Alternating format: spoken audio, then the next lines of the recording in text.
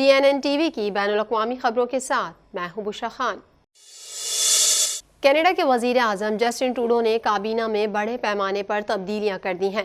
Media report के मुताबिक Canadian वज़ीर आज़म की इन तब्दीलियों का मकसद महंगाई में कमी और लोगों को रिलीफ फराहम करना है। मज़ीद अहवाल इस रिपोर्ट में। कनाडा के वज़ीर आज़म जस्टिन ट्रूडो ने काबीना में बड़े पैमाने पर तब्दीलियां कर दी हैं। मीडिया रिपोर्ट के मुताबिक कैनेडियन वज़ीर आज़म की इन तब्दीलियों का मकसद महंगाई में कमी और लोगों को रिलीफ फराहम करना है। कैनेडियन वज़ीर आज़म जस्टिन ट्रूडो ने 7 वज़रा को हटा दिया और अपनी काबीना के तकरीबन 3/4 हिस्से को तब्दील किया।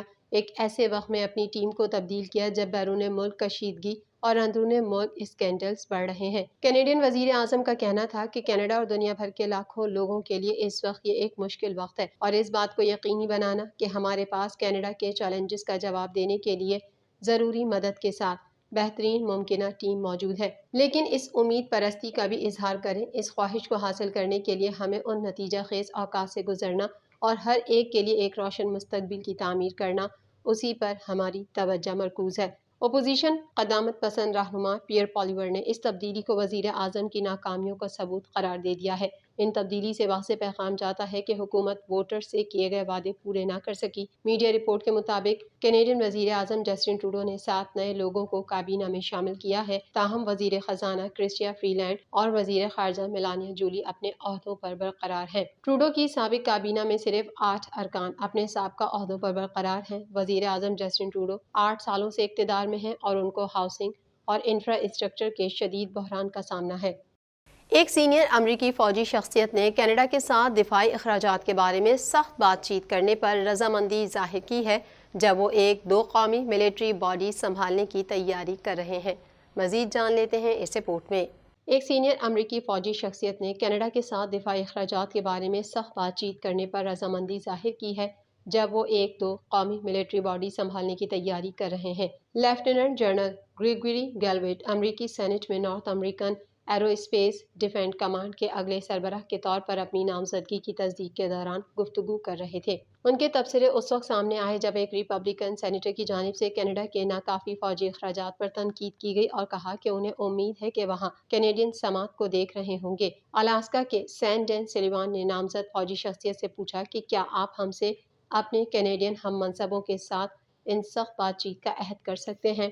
गैलवेट ने जवाब दिया, हाँ सेनेटर, आप ऐसा करने के लिए मुझ पर एतमाद कर सकते हैं। अगर अमरीकी सेनेट से तस्दीक हो जाती है जैसा कि तवक्को की जाती है, गैलवेट नौराट के कमांडर बन जाएंगे, जो कि अमेरिका और कनाडा के जरिए चलाई जाने वाली बैनुल-अक़वामी तंजीम है जो बर्रे आज़म की फ़िज़ाई हदूद का दिफा करती है। उन्हें इस मौसम बहार में अमरीकी सदर जो बाइडन ने नामजद किया था, लेकिन ये वाज़ेह नहीं है कि वो बाज़ाब्ता तौर पर नया ओहदा कब संभालेंगे। नेटो के 30 ममालिक में कनाडा 2022 में GDP के 1.29% के साथ अपनी मईशत के हिस्से के तौर पर सबसे कम खर्च करने वालों में शामिल है, लेकिन खर्च किए गए हकीकी डॉलर्स के लिहाज से कनाडा इत्तेहाद में शामिल अमीर ममालिक में से एक के तौर पर सबसे ऊपर खर्च करने वालों में शामिल है। टोरंटो में बंदूक के तशद्दुद से निमटने के लिए नई कोशिशें जारी हैं। पुलिस ने शहर पर इसके असरात को उजागर करने के लिए एक मुहिम शुरू की है। मज़ीद अहवाल इस रिपोर्ट में। टोरंटो में बंदूक के तशद्दुद से निमटने के लिए नई कोशिशें जारी हैं। पुलिस ने शहर पर इसके असरात को उजागर करने के लिए एक मुहिम शुरू की है। गैर कानूनी आतिशी असलहे से मुतालिक आगाही मुहिम पिछले 6 दिनों के अंदर 4 मोहलिक फायरिंग के वाक़यात के बाद शुरू हुई है। एक पुलिस के कुत्ते को ड्यूटी के दौरान मारे गए कई घंटे हो चुके हैं जब से उसे एक 29 साला शूटिंग की शिकार की मां ने जज्बाती तौर पर तब्दीली की इल्तिजा की थी और सिर्फ हफ्तों बाद जब 2 नौजवान लड़कियों ने अपनी मां को खो दिया था जब वो एक हमला आवर की अंधी गोली का निशाना बनी थी। टोरंटो के पुलिस चीफ मायरॉन डेमक्यो ने कहा, बंदूक के तशद्दुद के असरात मुतासिरीन के लिए हवलनाक हैं और उनके मुतालिका खानदानों और मुतालिका बरादरियों को सदमे में डालते हैं जिनमें वो रहते हैं, जो अक्सर नस्ल दर नस्ल सदमे का बाइस बनते हैं। हमारे रिहायशियों की मदद से मुझे यकीन है कि ये मुहिम बंदूक के तशद्दुद को रोकने, शिकार को कम करने और महफूज कम्युनिटीज़ बनाने में हमारी मदद करेगी। बंदूक के तशद्दुद की अक्सरियत का ताल्लुक उन लोगों से होता है जिनके पास गैर कानूनी तौर पर गैर कानूनी आतिशी असलहा होता है।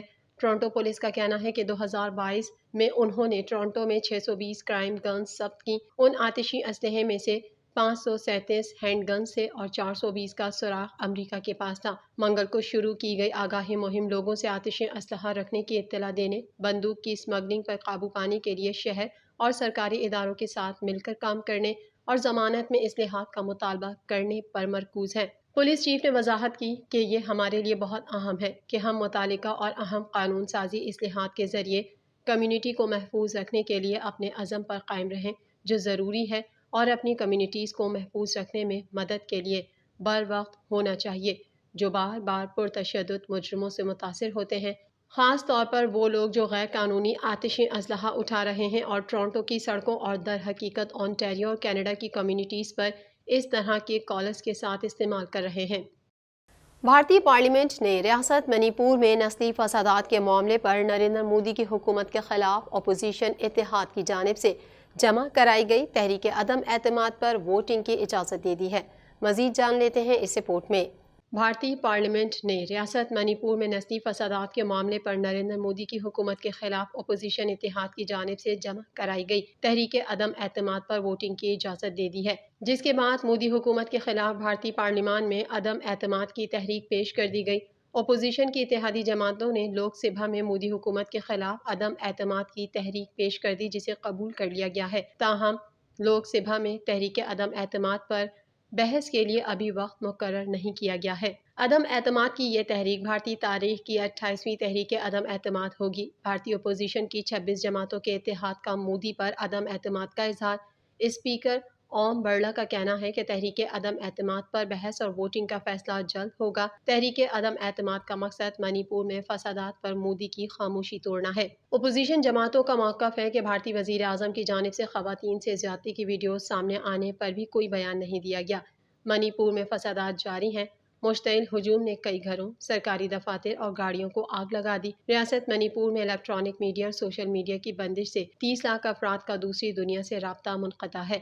ہنگاموں میں اب تک 150 افراد ہلاک اور 50,000 سے زائد بے گھر ہو چکے ہیں۔ بھارتی پارلیمنٹ میں تحریک عدم اعتماد پر بحث کے لیے ابھی وقت مقرر نہیں کیا گیا۔ خبر ایجنسی کی رپورٹ کے مطابق نریندر مودی کی حکمران جماعت بھارتیہ جنتا پارٹی کو 542 کے ایوان میں 301 کی واضح اکثریت حاصل ہے اور عدم اعتماد پر ووٹنگ سے حکومت پر کوئی اثر نہیں پڑے گا۔ منی پور 32 لاکھ افراد پر مشتمل ایک چھوٹی ریاست ہے، جہاں سیکیورٹی کے سنگین مسائل کھڑے ہو گئے ہیں اور مودی کی حکومت ناکام ہو گئی ہے، جس کا انہیں نقصان مئی 2024 میں ہونے والی قومی انتخابات میں ہوگا۔ رپورٹ کے مطابق بھارتی اپوزیشن جماعتوں نے پارلیمنٹ مونسون بارشوں کے حوالے سے جاری سیشن کے دوران منی پور کے واقعات پر وزیر اعظم نریندر مودی سے وضاحتی بیان کا مطالبہ کیا اور اس کے لیے پارلیمنٹ میں بحث کرانے کا بھی مطالبہ کیا۔ امریکی عدالت نے جو بائیڈن انتظامیہ کی جانب سے میکسیکو کی سرحد سے امریکہ میں داخلے کے خواہش مندوں کے پناہ کی درخواست دینے پر عائد پابندی معطل کر دی ہے۔ مزید جانیں گے اس رپورٹ میں۔ امریکی عدالت نے جو بائیڈن انتظامیہ کی جانب سے میکسیکو کی سرحد سے امریکہ میں داخلے کے خواہش مندوں کے پناہ کی درخواست دینے پر عائد پابندی معطل کر دی ہے۔ جو بائیڈن انتظامیہ نے رواں سال مئی میں یہ پابندی عائد کی تھی، جس کے تحت امریکہ میں پناہ لینے کے خواہش مندوں کی اکثریت درخواست دینے کی اہل نہیں رہی تھی۔